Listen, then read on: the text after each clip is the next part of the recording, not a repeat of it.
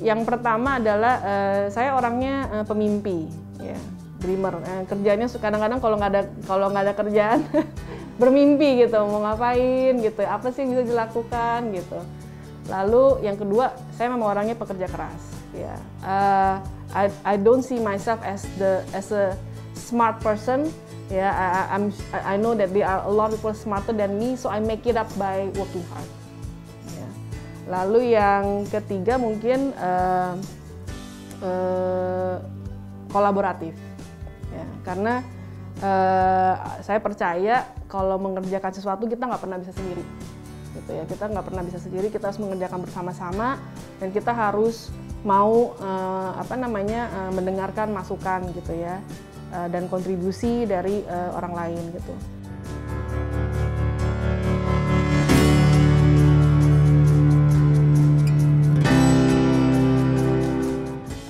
Sebenarnya aku juga bisa dibilang nggak milih dari awal, nggak langsung tahu ya gitu mau ambil teknik sipil gitu.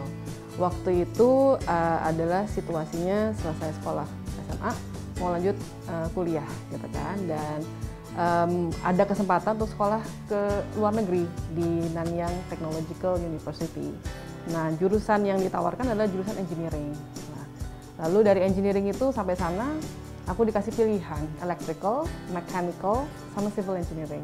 Dan ternyata setelah aku nyobain 1 tahun, aku nggak suka electrical, aku nggak suka mechanical, aku suka civil engineering. Jadi waktu itu aku pada akhirnya memilih civil engineering karena aku suka gitu, aku enjoy pembelajarannya gitu. Jadi aku mau mendalami lah gitu, mengambil jurusan itu.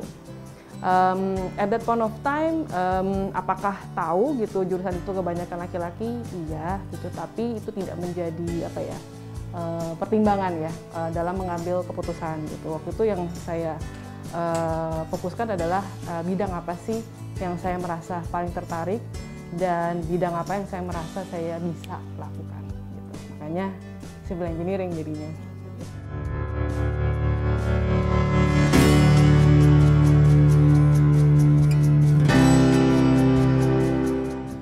Ya, waktu itu kan memang bagaimana opportunity datang, ya tentu saja waktu itu kan dari Jakarta sendiri gitu ya. Waktu itu Pak Gubernurnya, Pak Basuki, itu kan memang memanggil ya profesional-profesional muda gitu ya, yang bisa berkontribusi gitu. Jadi memang dari situ pun saya mendengar ada kesempatan ini gitu ya.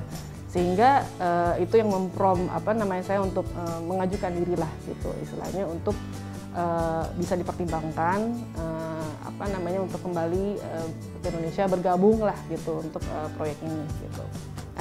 Dan mungkin waktu itu yang membuat saya paling merasa tertantang adalah bahwa saya selama ini nggak pernah bekerja di Indonesia, nggak pernah bekerja di Jakarta.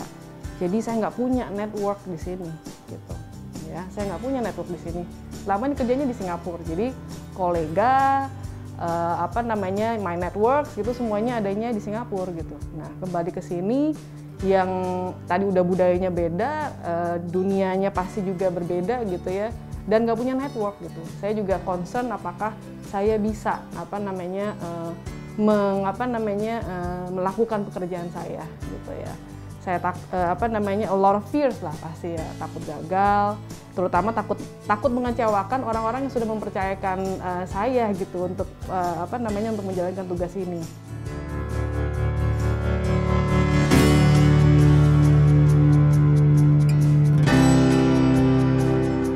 Mungkin banyak orang yang nggak nyangka gitu kali ya, karena memang itu kenyataannya memang konstruksi itu kan biasanya cowok banget gitu ya. Tapi sebenarnya kenyataannya adalah sekarang ini makin banyak ya sebenarnya perempuan yang bekerja di bidang ini gitu. Ya salah satunya saya tentunya. Dan selain saya di MRT Jakarta itu kita punya gitu banyak perempuan gitu yang juga bekerja di bidang konstruksi gitu, project engineers, kepala divisi, kemudian spesialis gitu, yang perempuan gitu. Dan itu bekerja di lapangan gitu ya, mereka turun ke lapangan juga gitu ya, dan pekerjaan-pekerjaan ya itu tadi mungkin identik dengan laki-laki gitu ya. Dan what I can see itu adalah mereka juga bisa perform gitu, their work gitu ya, berprestasi gitu ya dengan baik gitu, dan gender itu tidak menjadi kendala. Gender itu is not a factor gitu, karena kalau kita ngelihat dunia konstruksi engineering gitu, kualitas atau kompetensi engineering itu seperti apa sih yang dibutuhkan? Problem solving, analytical, details, critical, right? Ini kan semua kompetensi atau kualitas tidak ada hubungannya dengan gender, right?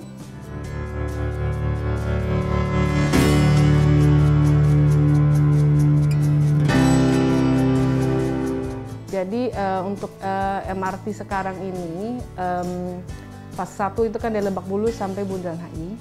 Lalu fase 2 ini melanjutkan jalur utara selatan ini dari Bundaran HI ke arah kota dan juga ke arah Ancol Barat. Nah, ke arah kota itu additional 6 km, ke arah Ancol Barat itu another 5 km. Jadi total ada sekitar pertambahan 12 km lah ke arah utara dari Bundaran HI. Nah, kalau misalnya kemarin fase 1 itu, saya selalu bilang fase 1 itu tantangannya itu bukan teknis. Ya, tantangannya itu selalu is non-technical, karena itu adalah proyek MRT yang pertama. Ya, pasti ya namanya pembangunan akan menyebabkan banyak gangguan dan ketidaknyamanan gitu ya selama masa pembangunan. Itu tidak bisa kita eliminir, tapi kita berkomitmen untuk meminimalisir semua gangguan-gangguan tersebut supaya ya warga sekitar gitu ya dan juga pelaku bisnis di sekitar sepanjang koridor fase 2 ini bisa kita lalui lah masa masa pembangunan ini. Dan harapannya sih memang setelah kita selesai membangun itu dan kita menata ya juga kawasan sepanjang koridor fase 2 dan di sekitarnya itu bisa memberikan wajah baru gitu ya kepada Gajah Mada, Hayam Wuruk, Kota Tua, kemudian Ancol ya. Lalu juga bisa membawa bangkitan ekonomi, kegiatan ekonomi baru. Ya, seperti yang mungkin bisa kita lihat fase 1 ya pada saat kita selesai gitu, bagaimana dampaknya kepada koridor dan kawasan sekitarnya gitu. When we talk about building infrastruktur ya di kota sebesar kayak Jakarta ini, kota yang sudah lama gitu ya, kota yang sudah padat gitu, itu tantangannya memang tinggi sekali gitu. Berbeda sekali dengan kita mungkin bikin proyek infrastruktur di luar kota ya. Ya. Betul ya, karena di sini yaitu kita bukan hanya soal teknis aja nih, soal gali, ngecor gitu dan sebagainya, tapi kita harus mikirin aspek lingkungannya. Lalu aspek sosialnya juga harus kita pertimbangkan. Lalu aspek trafiknya juga jangan lupa gitu harus kita pertimbangkan. So all those factors itu nggak bisa kita ignore, harus kita akomodir, harus kita atasin supaya selama masa pembangunan ya walaupun tadi tidak nyaman dan mengganggu, tapi ya tidak stop gitu ya kehidupan di kotanya karena pembangunan tersebut.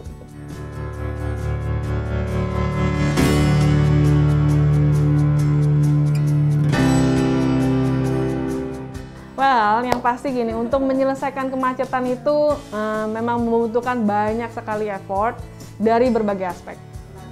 Ya, yeah. It's a process ya, it is a process itu. Yang pertama pasti perlu adanya public transportation system.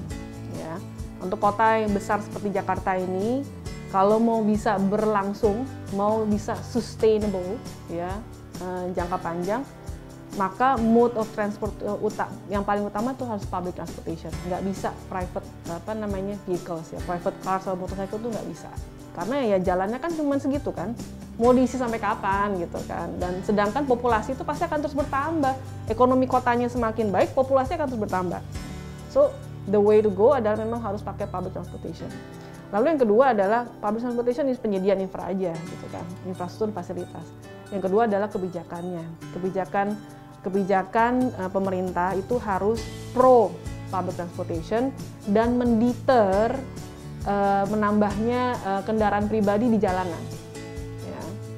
Karena itu kan kayak air ya. kayak keran air. Kalau misalnya kerannya nggak ditutup, ya ditadahin bagaimanapun juga nggak akan selesai exactly, betul sekali. Nah jadi ada public policy, dan tentunya yang ketiga adalah masyarakatnya, kesadaran masyarakat itu sendiri bahwa kemauan ya, kesadaran kemauan untuk menggunakan tadi public transportation.